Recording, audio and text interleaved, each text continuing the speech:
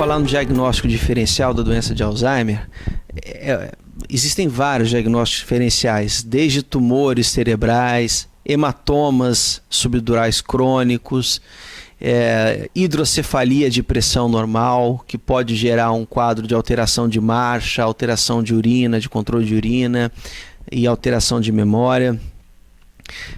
Deficiência de vitamina B12, neurosífilis, enfim, essas são as básicas que nós investigamos e que conseguimos diagnosticar com os exames que temos habitualmente, que são a ressonância e os exames de sangue. No entanto, existe uma condição que eu acho importantíssima de ser diferenciada da doença de Alzheimer, que é a doença dos corpúsculos de Levy. Vão existir vídeos a respeito dessa doença. Então, assim, eu vou fazer rapidamente o que difere uma da outra. A doença de Levy, ela costuma comprometer indivíduos um pouco mais jovens que os indivíduos que possuem Alzheimer. A doença do corpúsculo de Levy, ela costuma cursar primeiro com alterações do nível de consciência, ou seja, o paciente está conversando, de repente do nada ele fica sonolento, ele fica confuso e depois aquilo ali volta, ou seja, flutuações do nível de consciência e da cognição.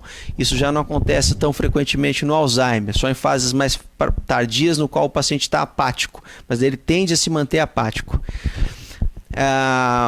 Uma terceira diferenciação é que a doença de corpúsculo de Levy cursa com alucinações visuais na fase inicial. O Alzheimer não, isso já acontece na fase mais tardia. A doença do corpúsculo de Levy, ela pode cursar com parkinsonismo, ou seja, com distúrbios parkinsonianos. Normalmente a doença de Alzheimer não cursa com isso.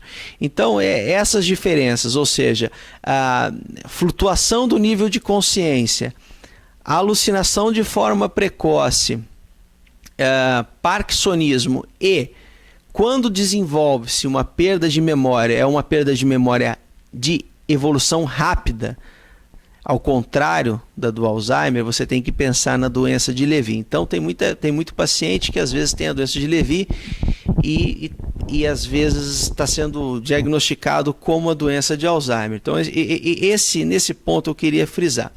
Bom, tem uma outra coisa. 40% dos portadores da doença de Alzheimer possuem doença de Levy associada. Então, isso também às vezes atrapalha um pouco o diagnóstico. Bom, basicamente os diagnósticos diferenciais são esses. Você tem que lançar a mão de exames, de imagens, exames de sangue, eventualmente colher líquor, pensando em outras doenças, e pesquisar bastante quando o quadro está fugindo um pouco do padrão típico da doença. Foi um prazer em falar com os senhores.